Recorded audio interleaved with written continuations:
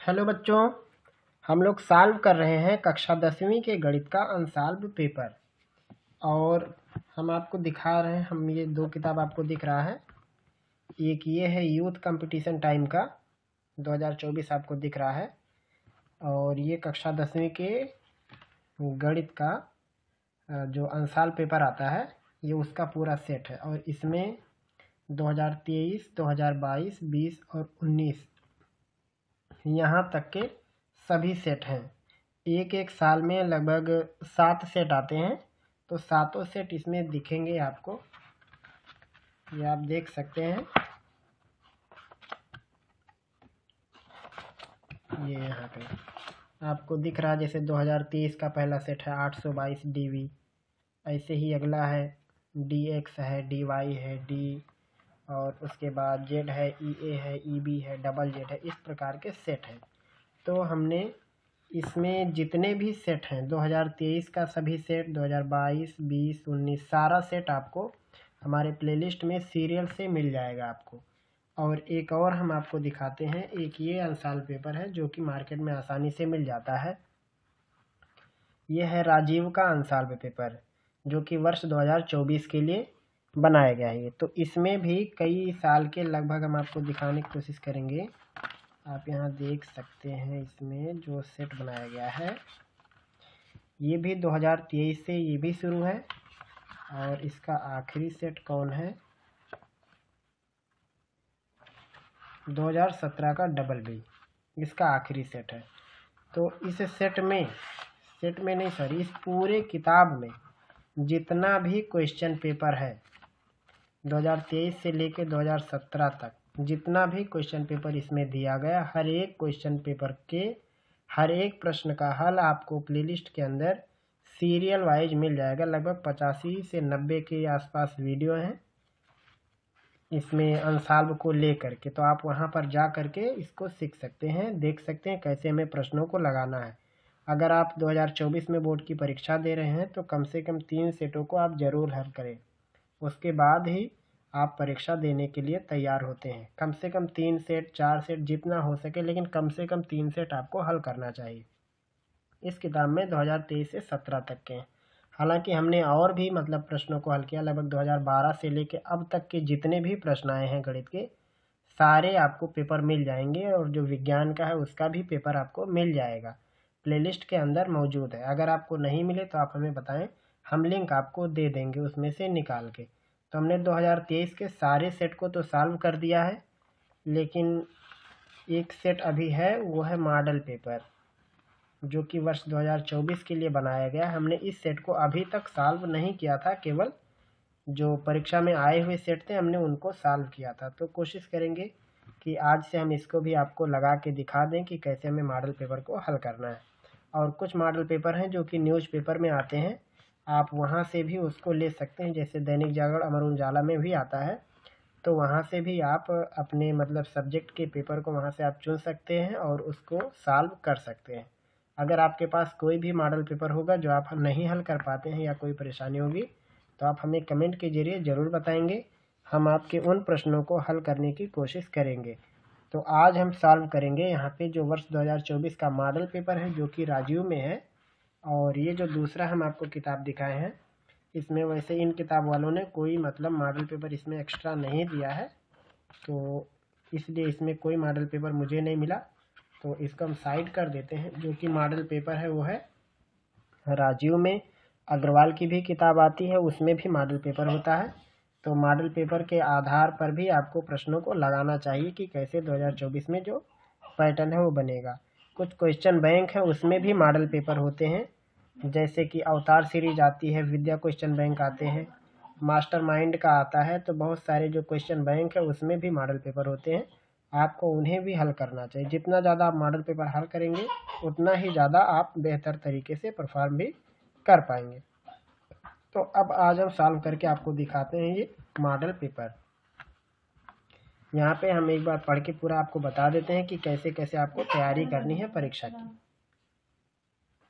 जैसे कि यहाँ पे आप देख सकते हैं कि 3 घंटा 15 मिनट का आपका पेपर होता है। 70 नंबर का ये पेपर होगा। और ये जो 70 नंबर है ये 2 खंड में बटा होता है। एक होता 20 नंबर का जो कि OMR शीट पर आएगा और 50 नंबर आपके लिखित होंगे। तो ये जो खंड आ है ये वाला, ये पूरा का पूरा OMR शीट पर होता है और खंड बा जो पूरा बनेगा वो पूरा का पूरा आपको लिखित में देना पड़ता है। ये जो OMR शीट वाला होता है ये कुछ ऐसे है, इसमें थोड़ा सा एक झलक दिखाया है कैसे रहेगा, यहाँ पे आप देख सकते हैं। OMR कुछ इस प्रकार से रहेगा जिसमें से कुल 20 ऐसे दिया होगा, 20 ऑप्शन, जो भी आपका मतलब ऑप्शन करेक्ट रहेगा आपको उसमें से डार्क निशान बना देने। तो जब आपका बोर्ड एग्जाम करीब आएगा तो हम आपको ये OMR शीट भरना भी आपको सिखा देंगे कि कैसे इसे भरा जाएगा।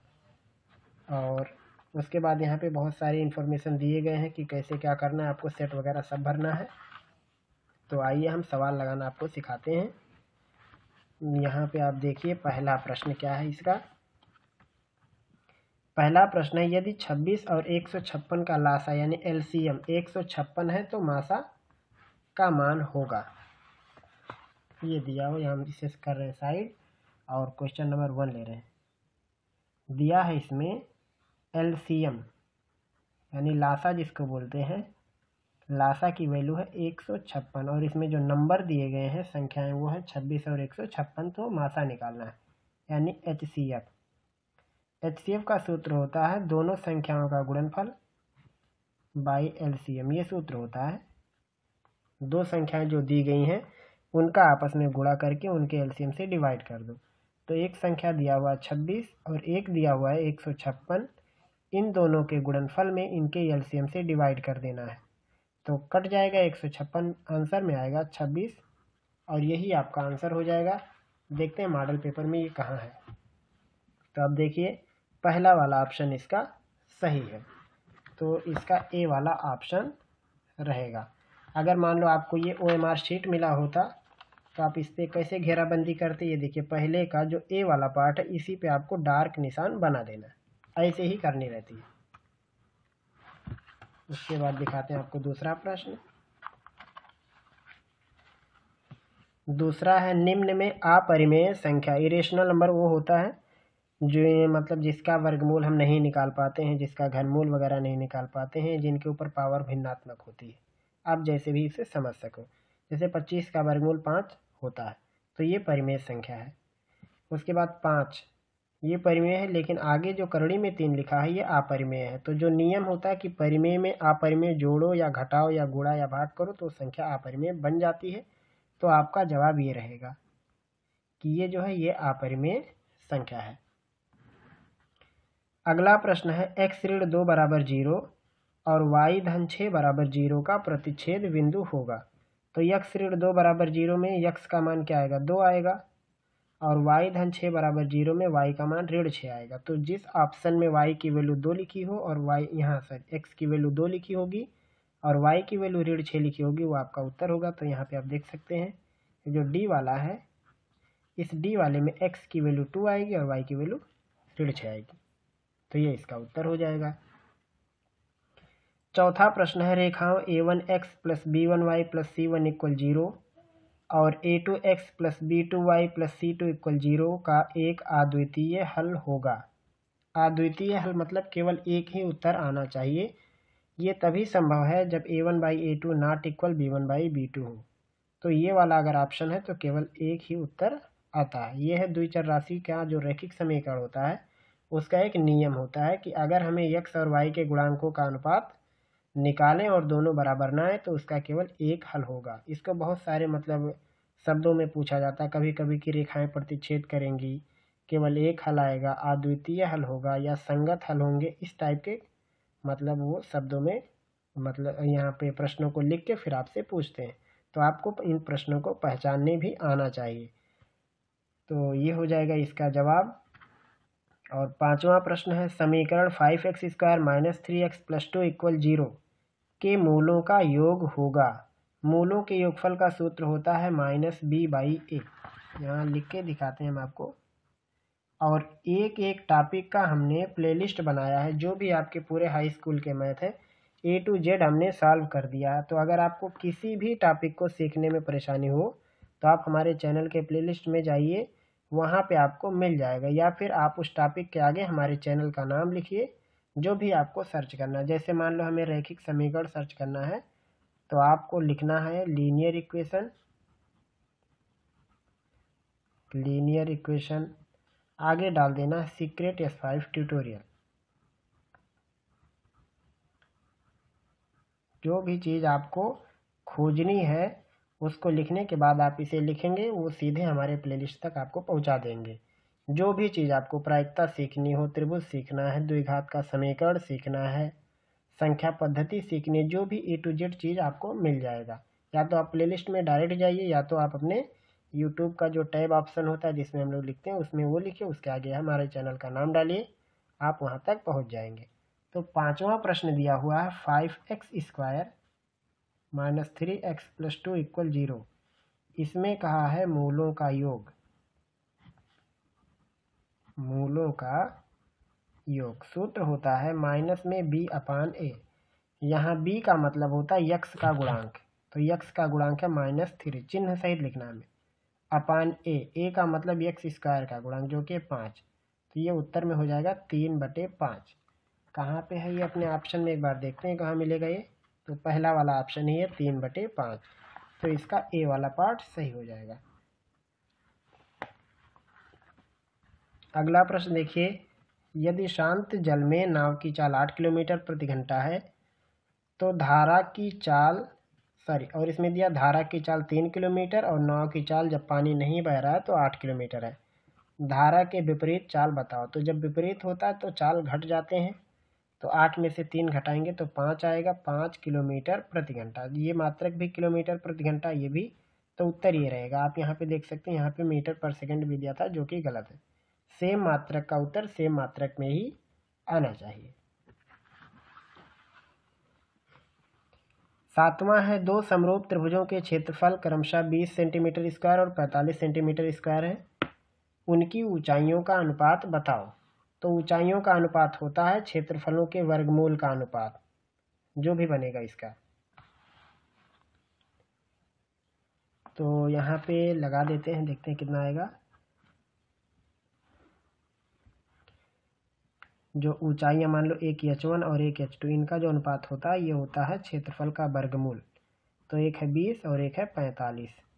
काट सकते हैं इसको, 5 चौको 20, 5 9 45, वर्गमूल में बनेगा 2/3, यानी 2:3 आएगा। तो ऑप्शन में देखिए है कि नहीं, ये सी वाला ऑप्शन सही है यहाँ पे जो लिखा हुआ है।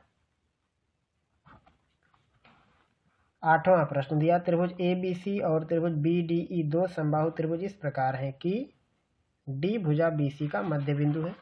तो सबसे पहले चित्र बना के समझेंगे इस सवाल को। त्रिभुज ABC, पहले नाम लिख देते हैं, और त्रिभुज BDE इस प्रकार है कि D भुजा BC का मध्य बिंदु है। D यहीं के कहीं पे पड़ रहा है, तो BDE। मान लो इधर बना के थोड़ा देखते हैं कि चित्र क्या बनेगा, कि D भुजा BC का मध्य बिंदु है, तब त्रिभुज ABC और त्रिभुज BCE, त्रिभुज BDE यहाँ बना देते हैं।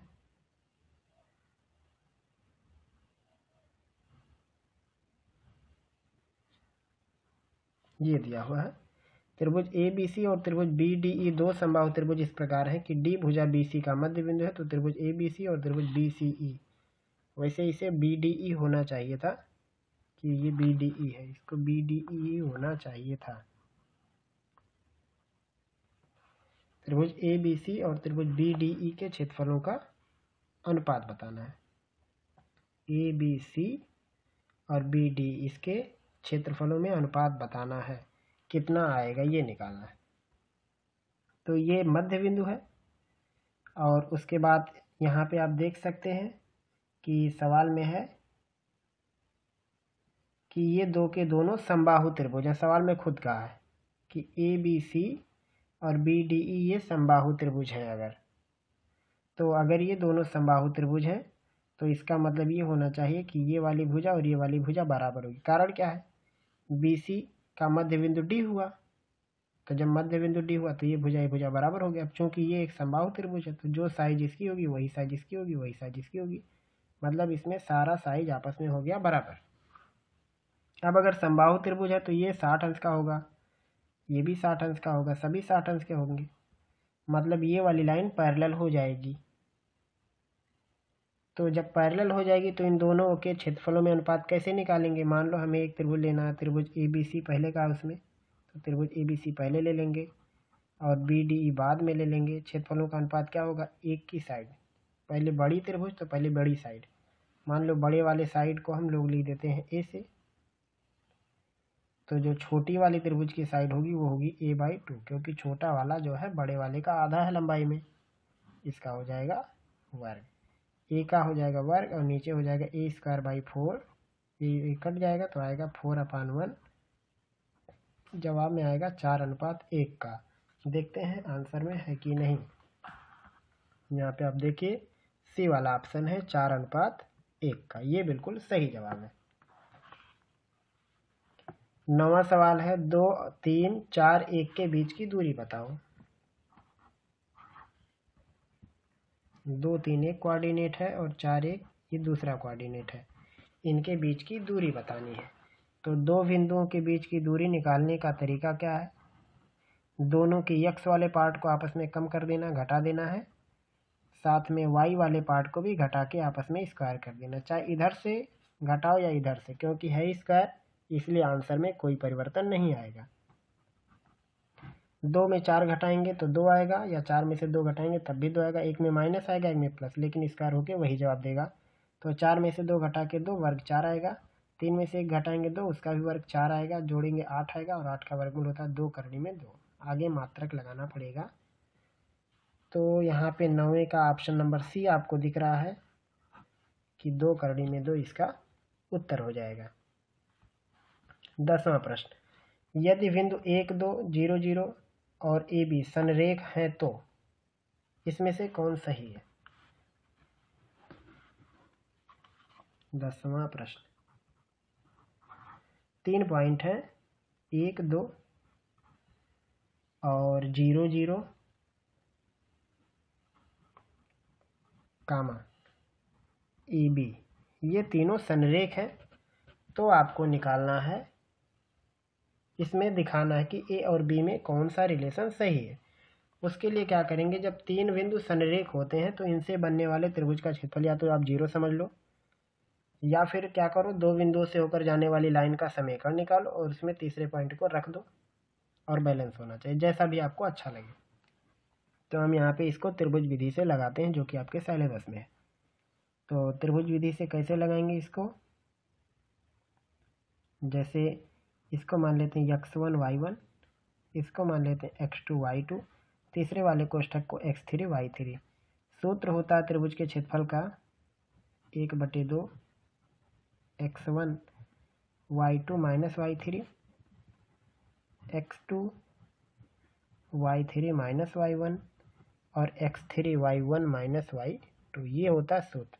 तो अगर ये संरेख है तो क्षेत्रफल 0 होना चाहिए। अब सारी वैल्यू रख दो, 1/2 का दूसरे साइड में गुणा होके ख़त्म हो जाएगा काम, गुणा भाग होके। x1 की वैल्यू है 1, y2 की वैल्यू 0 और y3 की वैल्यू b है, प्लस x2 वो है 0 तो आगे कुछ लिख के मतलब नहीं है, फिर x3 वो है a, y1 माइनस y2 है, y1 की जगह पे 2 है और y2 की जगह पे 0, और ये बराबर हो गया 0। गुणा करेंगे तो आएगा माइनस में b प्लस 2a इक्वल 0, या यहाँ से 2a इक्वल b मिलेगा। अब देखते हैं अपने ऑप्शन में है कि नहीं है। 2a इक्वल b, ये ऑप्शन नंबर C आपको दिख रहा है, ये इसका सही जवाब हुआ। 11वां है बिंदु ऋण 4, 0, 4, 0, 0, 3 शीर्ष है, ये किसके शीर्ष है, या हम इसको फिगर की मदद से समझ लेते हैं कि कौन सही है। ये 11वां, 3 निर्देशांक दिए हुए हैं, एक है ऋण 4, 0, एक है 4, 0 और एक है 0,3। ये किस चीज़ के शीर्ष हैं? तो सबसे पहले हम बनाएंगे एक कोऑर्डिनेट बनाएंगे और देखते हैं ये कहाँ है। 1 2 3 4, 1 2 3 4,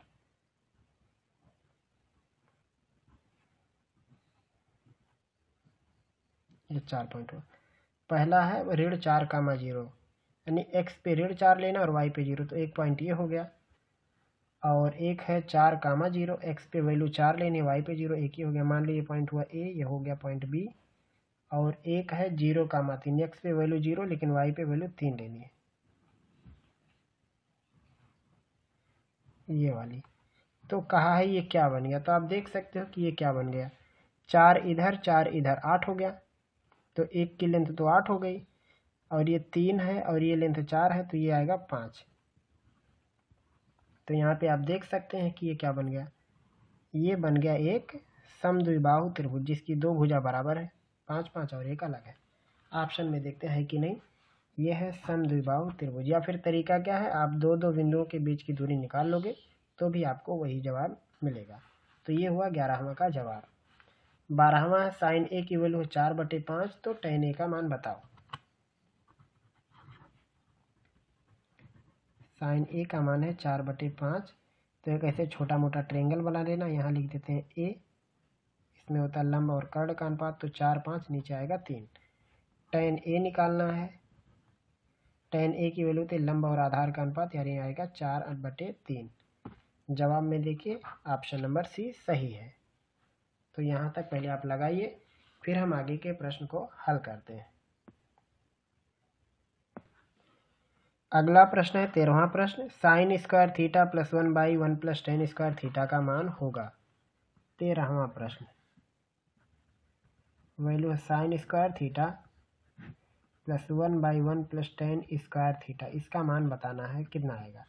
तो ये हो गया sine square theta plus 1 plus tan square theta, ये सूत्र होता है सेक स्क्वायर थीटा का, या फिर ये हो गया साइन स्क्वायर थीटा 1/सेक स्क्वायर, ये होता है कास स्क्वायर थीटा, दोनों को जोड़ेंगे तो आएगा 1।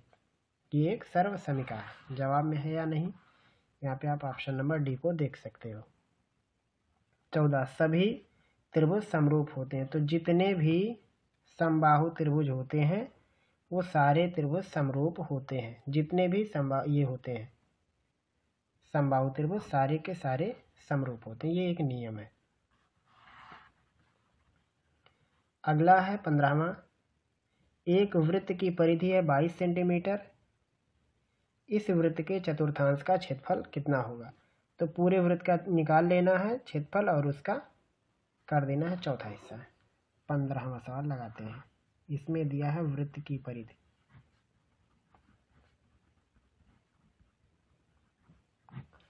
वृत्त की परिधि दिया है 22 सेंटीमीटर। तो परिधि आपको पता है तो सूत्र लगा दो, 2πr, ये होता है परिधि, तो हो जाएगा ये 22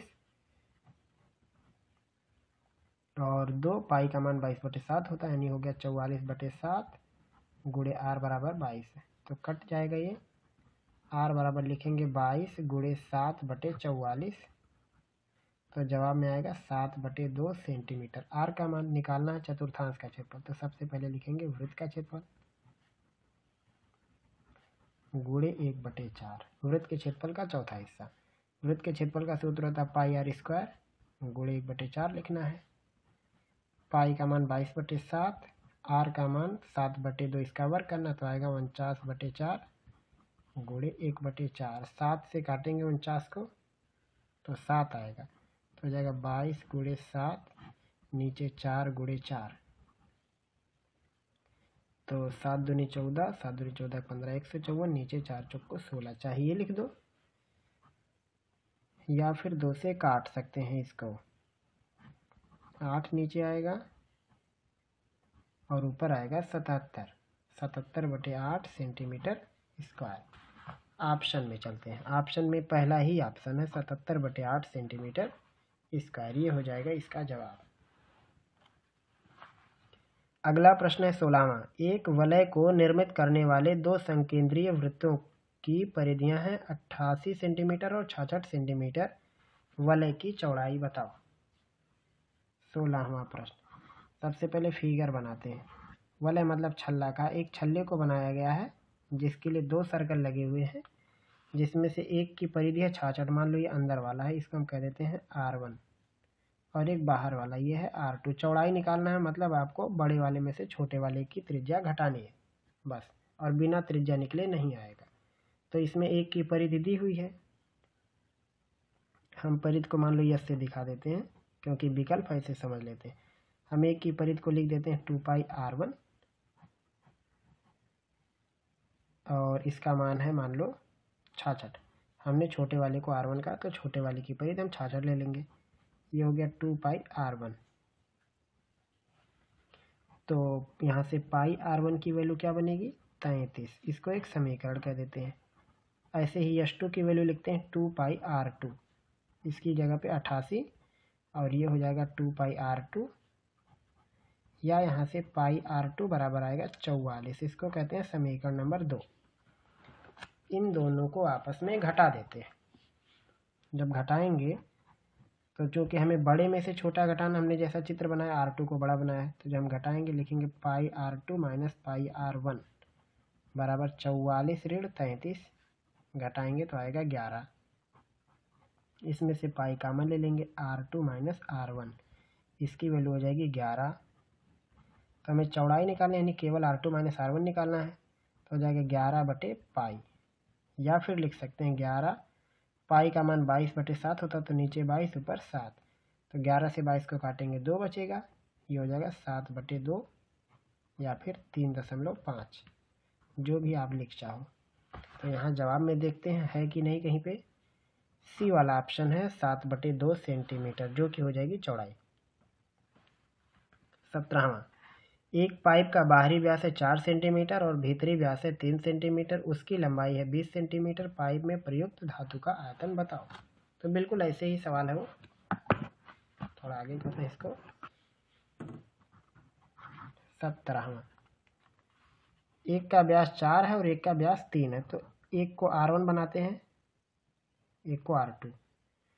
हम यहाँ पे R1 छोटे वाले को बना लेते हैं। 3 सेंटीमीटर व्यास है, तो आएगा 3/2 त्रिज्या बनेगी। और एक का 4 सेंटीमीटर व्यास है, तो उसकी त्रिज्या बनेगी 4/2 सेंटीमीटर। फिर इसमें इसकी लंबाई, जिसको हम एच कहेंगे या यल भी कह सकते हैं, वो है 20 सेंटीमीटर। तो आयतन निकालना है। आयतन का सूत्र होता है खोखले पाइपों के लिए, हो जाएगा R2² माइनस में R1² इंटू एच। जो भी बड़ा रहेगा वो पहले लिखा जाएगा, जो छोटा है वो बाद में लिखा जाएगा। हो गया पाई R2 की जगह 4/2, यानी केवल 2 का वर्ग 4, चाहे ऐसे रहने देते हैं, या इसको लिख दो 16/4, चाहे तो 4/2 का वर्ग 16/4 ऋण 3 का वर्ग 9 और 2 का वर्ग 4, तो हो जाएगा 9/4, और एच का मान 20। तो इसको लिख सकते हैं पाई 16 ऋण 9, और 20 को काटेंगे 4 से, तो आएगा यहाँ पे 5।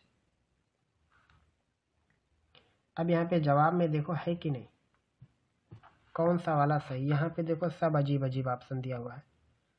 4 का वर्ग दिया है, 3 का वर्ग दिया है गुणे 20, यहाँ पे दिया 2 का वर्ग, और यहाँ पे गुणा दिया 1.5 का वर्ग गुणे 20, तो यही वाला सही है। ये देखो 4/2 जो था, 4/2 ये था 2 का वर्ग, और जो यहाँ पे था 9, यहाँ पे 3/2 ये था 1.5 का वर्ग, और 20 को ऐसे ही छोड़ दिया। तो यही वाला जवाब आपका सही रहेगा, बी वाला पार्ट। ये यहीं से बनाएगा, देखो दिखा देते हैं।